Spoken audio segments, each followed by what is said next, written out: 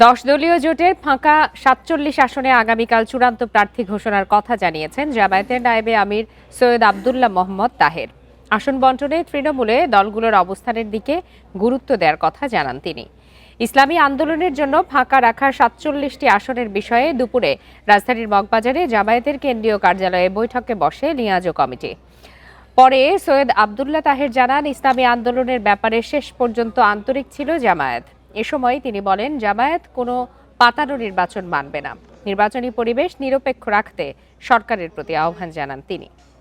নতুন রিন গভীর থেকে পরিষ্কার করে কাপড়কে রাখে নতুনের মতো উজ্জ্বল। নতুন রিন অ্যাডভান্সড পাউডার। এটার মূল লক্ষ্য হচ্ছে একটা বৃহত্তর ঐক্যের মাধ্যমে আমাদের পরিবর্তনের পক্ষে, যাতে করে আমরা মেজরিটি রায় পাই এবং এই মতের একটা সরকার গঠন করা যায়। এখন যারা আমাদের সাথে জোটে আছে,